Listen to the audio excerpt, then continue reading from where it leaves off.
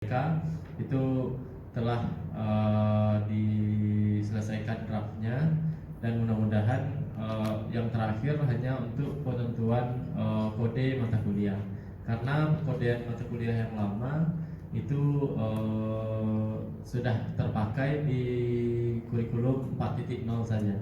Untuk pengkodeannya masih kami rangkum. Untuk draftnya dan susunan mata kuliah serta tata cara implementasi kurikulum Merdeka Belajar dan Kampus Merdekanya sudah diselesaikan dalam bentuk dokumen kurikulum secara keseluruhan.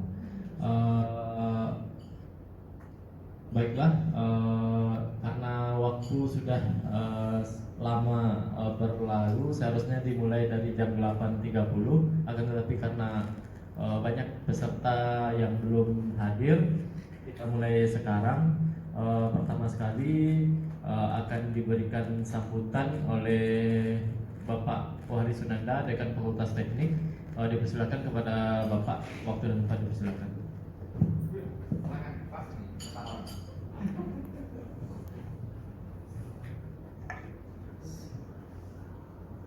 Selamat pagi Bapak Ibu semuanya. Sohibul Hajat, Pak Kajipun Elektro, para dosen elektro, kemudian tamu undangan, 3M, kemudian fisika saya belum tahu. Adik kakak bungsu, kakak seumur gitu ya, dikit lah gitu ya. Semuanya saya hormati. Beberapa hal mungkin yang perlu saya sampaikan di sini terkait dengan MBKM memang masih berjalan terkait dengan MBKM. Nanti insya Allah tanggal 9-10 November ada workshop dari DIPTI. Saya nggak tahu Pak WR untuk siapa. Nanti kita bisa ikut di YouTube-nya. Nanti akan ada paparan secara terintegrasi dan hal-hal dari tim penyusun MBKM, yakni dari Belmawa, kemudian dari beberapa pakar dari tim penyusun, Pak Samsul Arifin, Pak Hendrawan Sutanto, Bu Suning, Bu Sripeni, Pak Suparta, Pak Edi, dan Pak Gatot dari beberapa kampus dan dari Belmawa. Nanti para narasumbernya akan menyampaikan terkait teknis 8 modul tersebut. Nah, kemudian saya secara ini baru komunikasi dengan Bu Suning, kemudian pernah dengan kemarin bulan dengan Pak Hendrawan dari UPI, dan insya Allah ini mungkin elektro akan kontak lagi dengan Pak Gatot dari UI, karena yang komunis kemarin sudah yang teman-teman MSP. Nanti biar lengkap warnanya sehingga nanti akan memberikan cara pandang yang lebih komprehensif.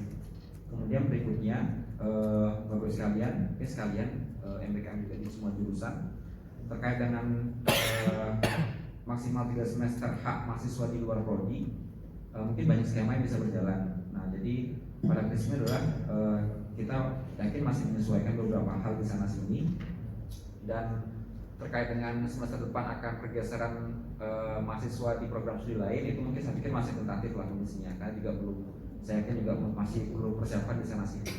Terkait dengan 7 bentuk lain di semester 7, pada intinya saya berpesan kalau bisa nanti memang ada perubahan, bukan lagi minor, memang ada mayor pada akhirnya, yang itu menggeser mata kuliah kompetensi umum ya yang dari prodi, agar nanti ketika diadakan konversi itu CPL dan CPNK-nya tidak berubah jauh di masing-masing jurusan gitu, atau masing-masing program studi.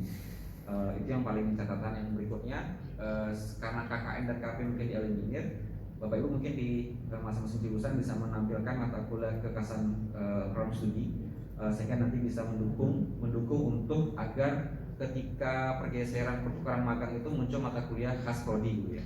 Nah, itu yang menjadi catatan. Seperti di sipil misalnya ada mata kuliah kolom, di kimia ada mata kuliah kekasan material lokal gitu ya. Nah, itu mungkin bisa dimunculkan di sana. Kemudian terkait dengan SOP dan seterusnya, itu sudah ada di buku panduan.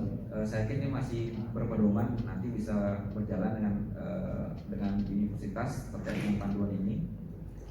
Memang dari kewajiban kita dari itu ada 2, penyusunan dokumen dengan mitra. Penyusunan dokumen saya pikir masih berjalan, karena belum ada satupun kampus manapun yang jalan secara utuh gitu. Bahkan UI yang sipil, UI yang Bu Kajor sipil kontak, tadi pagi saya kontak dan kimia UI juga sama.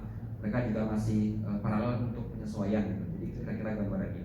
Nah, paling yang kita sekarang jadi jalan juga masalah mitra. Jadi mitra nanti ada beberapa mitra yang sudah MOU dan PKS dengan fakultas. Nanti kan fakultas akan coba sounding dengan beberapa mitra yang sudah kemarin diinisiasi. Nanti tetap gongnya di universitas. Jadi kami sebagai PIC saja nanti PIC di fakultas, kami akan menyurati beberapa stakeholder yang sudah oke kemarin, PLN kami perpanjang, Pelindo, kemudian Telkomsel, PT GAP, kemudian kemarin masuk ada PKS dengan SMK 5 dan SMK 1 ya, Ferdian. Nanti mungkin nyusul yang lainnya, karena juga saya pikir semakin banyak mitra semakin baik untuk keberlangsungan MBKM kita ini, karena mitra menjadi posisi penting di kita. Atau mungkin nanti Bu Eka juga bisa Yamaha, karena Yamaha sudah jalan. Saya pikir perlu dituangkan satu dokumen resmi untuk mendukung MBKM ini. Jadi nanti Bapak Ibu mohon dipilih saja, nanti fakultas akan menyurati ke mitra tersebut. Kalau saya pengennya sih MOU dengan Pak Rektor. Jadi tetap kita yang awalnya biasanya kita, tapi nanti eksekutor di universitas. Itu kira-kira gambarannya. Jadi itu jadi catatan agar mitra kita semakin banyak. Juga Bu Kanjo Teknik Sipil yang sudah dengan 10 asosiasi Bu ya, lupa sih berapa banyak kemarin asosiasi konstruksinya ada di Bangka Belitung. Nanti kita bisa PKS kan atau MOU dengan Pak Rektor agar nanti keberlanjutan MBKM ini bisa jelas implementasinya di lapangan. Nah, dokumen saya pikir masih berjalan, juga nanti mungkin PTKM akan berproses dengan tim yang ada sambil di paralel. Terus sekalian saya yakin ini masih banyak sana-sini penyesuaian. Juga bahkan yang 4 prodi yang MBKM di Baliki juga masih saya yakin juga saya nggak tahu seperti apa, tapi yang jelas elektro juga sama gitu masih berproses dan dikejar laporan segala macam gitu ya. Jadi mohon untuk ya kita sama-sama belajar, saya yakin. Jadi tidak ada yang lebih paham dari semuanya. Jadi hari ini pun saya yakin teman-teman elektro juga memaparkan konsep awal gitu ya dari MBKM-nya, di kurikulumnya elektro. Mungkin hari ini saya yakin belum sampai 14 bab yang disusun oleh teman-teman elektro, mungkin sudah jadi, tapi core intinya saya yakin itu secara universal itu sudah mengadopsi dari pedoman MBKM Dikti. Nah, tapi yang paling penting adalah gimana nanti terkait dengan struktur kurikulum dan jejaringnya. Jejaring ini memang opsional, tapi nanti memang harus dimunculkan karena untuk menjadi pegangan kita bersama di masing-masing program studi untuk jelas kemana arah dan tujuan dari pembelajaran di masing-masing program studi. Nah, di kurikulum terkait dengan mata kuliah universitas itu memang harus diimplementasikan. Jadi ada 6 mata kuliah, ada plus 1 skripsi 6 SKS, kemudian mata kuliah fakultas dan mata kuliah inti program studi. Terus sekalian, saya yakin nanti bahkan itu saya yakin masing-masing program studi juga punya asosiasi ya. Misalkan sipil BMPTTSI, kemudian PKSTM, matematika, IBMS atau MIPANET dan kimia Himpunan Kimia Indonesia dan juga MIPANET. Nah, itu juga sudah yang saya tahu yang sudah ada produknya kemarin Jumat saya ikut yang pertambangan Forkopindo sudah ada. Jadi mereka sudah ada Forkopindo bentuk skema. Jadi skema maksimalnya baru 2 semester. Jadi kebetulan itu teman-teman pertambangan sudah ada skemanya itu, tapi juga belum bisa maksimal 3 semester untuk skema itu. Nah, saya kira itu bisa diadopsi juga untuk penyesuaian beberapa hal di kurikulum MBKM masing-masing program studi, karena saya kira semua masih penyesuaian lah. Nah, terakhir saya menyadari bahwa masih banyak diskusi karena memang berbagai hal, dokumen, kekhawatiran CPL, CPMK dan seterusnya. Tapi pada akhirnya adalah ini bentuk respons kita cepat terhadap perkembangan yang ada gitu. Jadi memang mau nggak mau kita harus menyesuaikan diri dengan perkembangan yang ada. Mahasiswa kita dituntut untuk berkembang, untuk kita juga sama gitu. Nah, jadi itu kira-kira gambarannya. Jadi ini yang ada terlepas ini kebijakan nasional seperti apa dari Pak Menteri Pak Nadiem, tapi jelas ini semangatnya bagus saya pikir.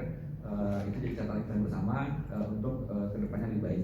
Dan pastinya pada akhirnya nanti kan ketika MBKM jalan tentunya evaluasi dari akreditasi juga akan berbeda gitu. Itu yang kira. Jadi kalau misalkan sekarang 3 prodi yang di elektro, mesin dan sipil, otomatis kan nanti akan mengajukan instrumennya berbeda dengan yang prodi lain gitu ya. Nah, juga nanti juga ada mungkin saya kira evaluasi lain yang berbeda tergantung dengan MBKM. Apakah nanti lagi BKD juga berubah gitu ya. Nanti juga PR-PR berikutnya. Saya kira-kira terima kasih Pak Kaju dan tim teman-teman elektro untuk menyelesaikan tugasnya. Semoga nanti ada hal yang kita ketik dan diskusikan hari ini. Terima kasih. Assalamualaikum warahmatullahi wabarakatuh. Waalaikumsalam warahmatullahi wabarakatuh.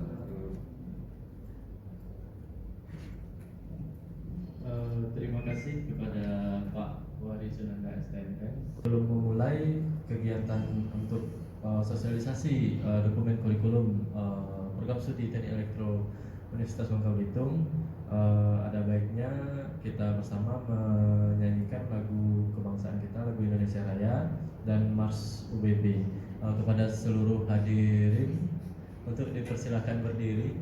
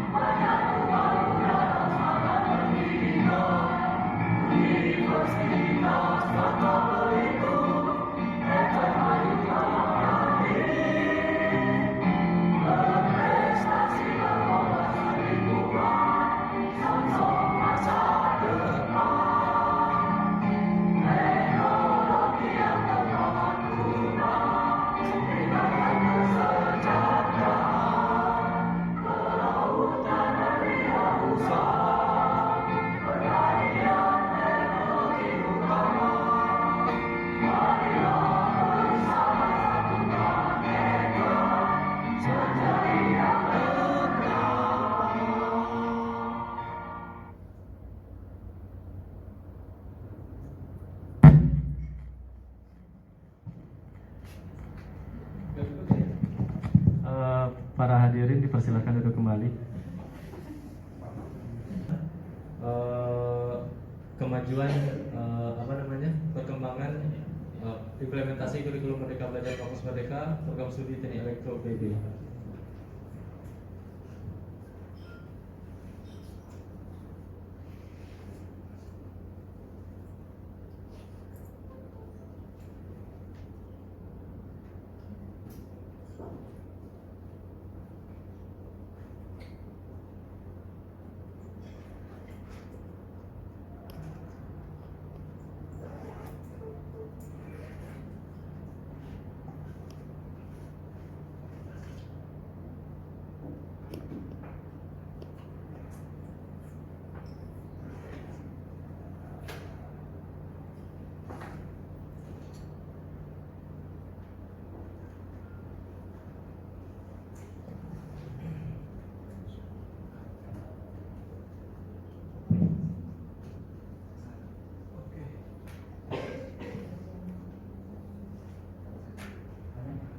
Sebelum acara dimulai, baiknya kami akan memperkenalkan dulu anggota penyusunan kurikulum di program studi Teknik Elektro.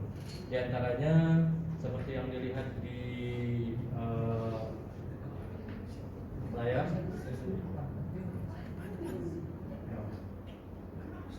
bahwa di sini ada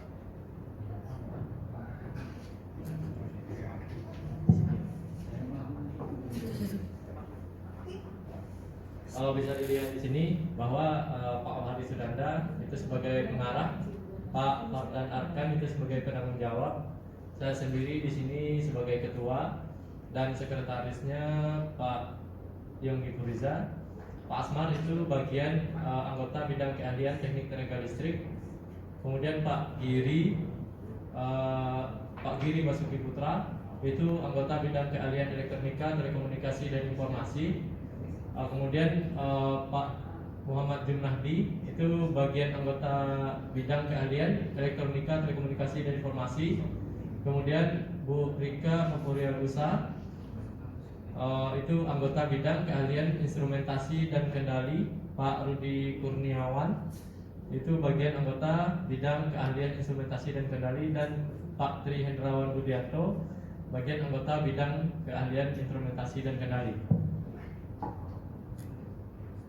Dalam hal ini untuk kegiatan penyesuaian kurikulum yang telah kami sahkan sebelumnya pada bulan Agustus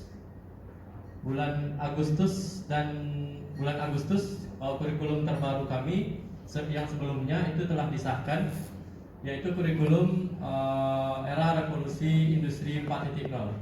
Akan tetapi berselang dibentuknya penyesuaian kurikulum ke arah Merdeka Belajar Kampus Merdeka, sehingga keputusan Universitas Bangka Belitung untuk melakukan implementasi kurikulum dilaksanakan di tahun 2021. Berdasarkan info yang kami peroleh bahwa kurikulum Merdeka Belajar dan Kampus Merdeka itu akan dilaksanakan di semester genap 2020-2021, sehingga kami mengikuti program hibah kurikulum yang didanai oleh Dirjen Belmawa. Dalam hal ini alhamdulillah program studi Teknik Elektro di antara 4 program studi lainnya di Universitas Bangka Belitung itu memperoleh hibah kurikulum dengan menentukan 2 kegiatan utama. Kegiatan yang pertama yang A. Kegiatan pertama yang A itu adalah kegiatan penyesuaian kurikulum. Kegiatan menyesuaikan kurikulum program studi dengan program MBKM. Kegiatan yang kedua adalah kerjasama dengan mitra. Dalam hal ini kami diwakili juga oleh Pak Ketua Jurusan, sering melakukan komunikasi dengan Dikti untuk menanyakan bagaimana implementasi atau kesesuaian kurikulum yang akan diimplementasikan di program studi kami. Dalam hal ini kerjasama dengan mitra itu kami laksanakan lebih dahulu sehingga bisa dikatakan terakhir kegiatan ini dilaksanakan pas ketika akhir Oktober kemarin.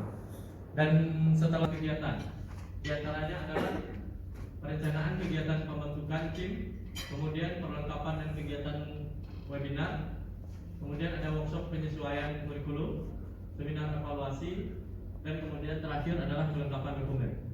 Untuk kelengkapan dokumen itu berdasarkan warna kode yang kita terapkan, yaitu warna itu adalah sedang berlangsung. Kemudian warna hijau itu adalah kegiatan-kegiatan yang telah selesai. Kemudian warna hitam itu sudah terjadwal, warna merah itu belum terjadwal, dan warna kuning itu masih dalam tahap persiapan. Bisa Bapak Ibu lihat di sini. Ya. Bisa Bapak Ibu lihat di sini bahwasanya seluruh kegiatan yang ada di penyesuaian kurikulum itu sudah selesai kecuali penyesuaian dokumen. Penyesuaian dokumen itu di outputnya adalah dokumen kurikulum yang telah disahkan nantinya, sehingga bisa dikatakan hal ini masih dalam proses. Kemudian untuk kegiatan kedua yaitu kerjasama dengan mitra. Di sini ada perencanaan kegiatan, kunjungan ke mitra, seminar MBKM program studi dan fakultas, kemudian workshop MBKM mitra program studi, dan terakhir adalah sosialisasi kurikulum kepada mahasiswa. Dalam hal ini yang telah kami laksanakan adalah perencanaan kegiatan, kunjungan ke mitra, workshop MBKM workshop MBKM mitra dengan program studi, dan hari ini bahwa tanggal 3 ini adalah seharusnya sudah sedang berlangsung. Kemudian kami targetkan tanggal 4 sampai tanggal 10 November itu kami sudah melaksanakan sosialisasi. Akan tetapi dengan melihat keadaan tanggal 3 baru dilaksanakan sosialisasi kepada seluruh pengurus dosen, pengurus pimpinan program studi di Fakultas Teknik, bahwa berkemungkinan sosialisasi terhadap mahasiswa itu akan kita tunda berdasarkan pengesahan nantinya di LP3M atau di rektorat. Kemudian saya lanjutkan ke kurikulumnya. Di semester 6 dan semester 7. Khusus untuk semester 6, berdasarkan kesepakatan di universitas bahwa semester 6 itu akan dilaksanakan program pertukaran pelajar antar program studi, sehingga kami mempersiapkan beberapa mata kuliah yang kira-kira khusus untuk ditawarkan kepada program studi yang lain. Dan dilanjutkan ke semester 7, kami juga akan melakukan program Merdeka Belajar dan Kampus Merdeka, yaitu salah satunya adalah magang, riset, dan proyek di desa.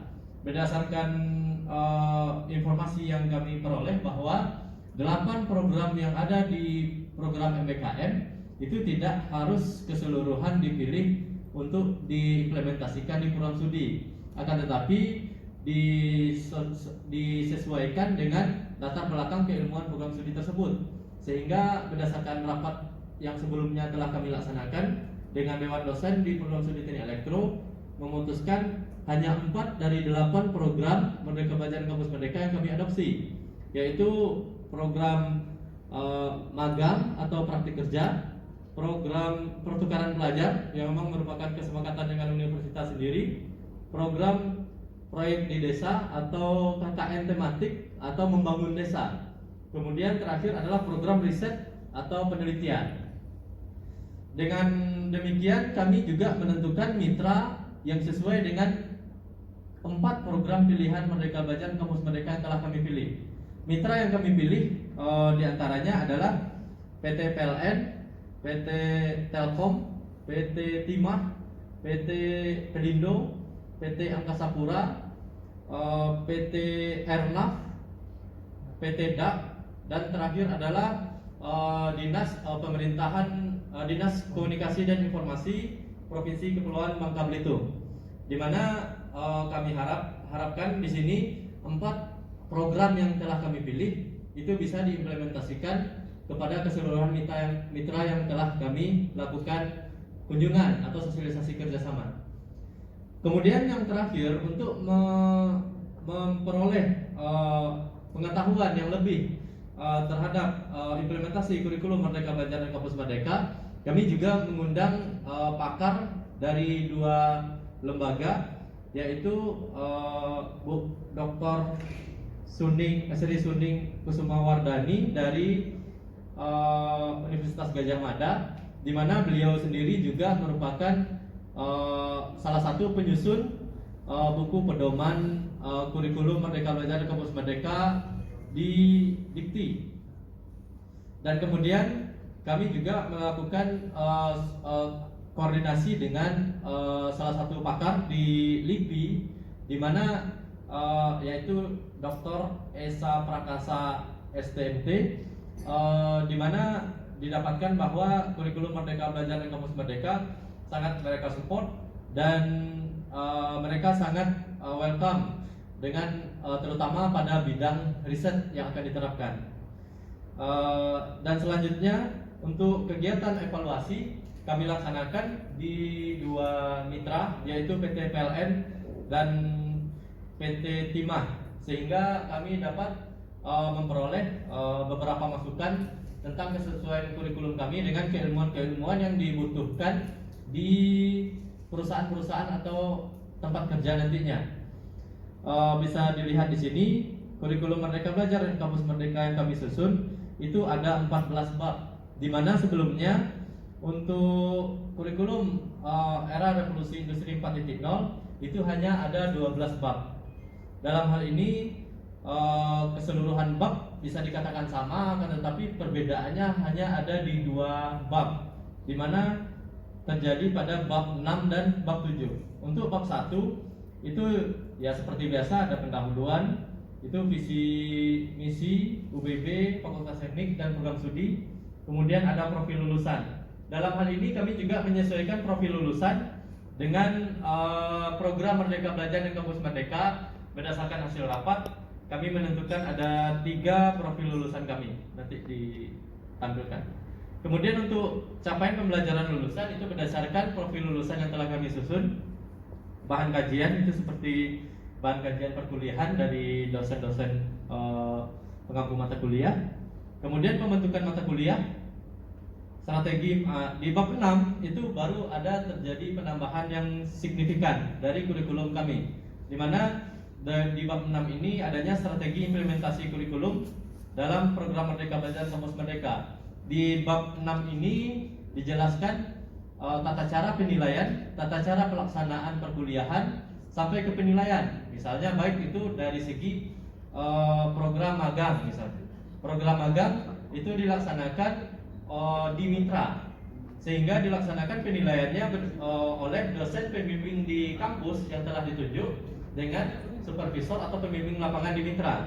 Kemudian bentuk penilaian itu akan dikonversikan kepada 20 SKS mata kuliah yang diambil oleh mahasiswa di semester yang berjalan, dengan tetap mengedepankan masukan atau penilaian dari dosen yang mengampu mata kuliah. Bisa dikatakan penilaian tersebut kalau seandainya dalam bentuk ada 2 dalam bentuk penilaian, dalam bentuk magang, yaitu free form dan structure form. Untuk free form, mata kuliah yang ada di semester yang berjalan, yang khusus kami yaitu di semester 7, itu akan dinilai diganti seluruh mata kuliah sebanyak 20 SKS ke dalam mata kuliah hard skill dan soft skill. Akan tetapi kalau dalam bentuk structure form, mata kuliah tadi tetap ada, akan tetapi penilaiannya berdasarkan kegiatan mahasiswa magang atau praktik kerja, seperti itu.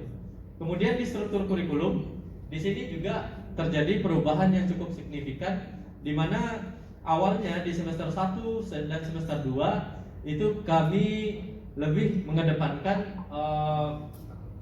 semester 1 sampai semester 4 itu kami lebih mengedepankan mata kuliah dasar atau mata kuliah umum yang harus dikuasai mahasiswa. Akan tetapi untuk kurikulum Merdeka Belajar dan Kampus Merdeka itu bisa saja berubah. Khusus untuk mata kuliah wajib universitas MKWU itu tetap berdasarkan keputusan universitas tetap dilaksanakan di semester 1 dan semester 2. Sedangkan mata kuliah wajib fakultas bebas dan mata kuliah program studi itu disusun berdasarkan kesepakatan dewan dosen. Untuk mata kuliah di semester 6 kami khususkan nanti penyusunannya berdasarkan mata kuliah yang kira-kira dibutuhkan atau bisa diimplementasikan oleh program studi lain ketika program pertukaran pelajar dijalankan. Dan untuk mata kuliah di semester 7 kami lebih menerapkan mata kuliah yang berhubungan dengan mata kuliah yang mereka lakukan di magang, seperti mata kuliah ekonomi teknik, mata kuliah yang agak sedikit umum dan arahnya bukan terlalu teknis seperti itu Bapak Ibu. Untuk bab 8-nya tetap lanjut ke penyusunan RPS, bab 9 pelaksanaan pembelajaran, kemudian bab 10 itu evaluasi pembelajaran, bab 11 adalah implementasi, monitoring dan evaluasi keterlaksanaan kurikulum, bab 12 itu sumber daya manusia, bab 13 adalah sarana dan prasarana, dan bab 14 adalah penutup. Dalam hal ini bisa dilihat di sini untuk profil lulusan.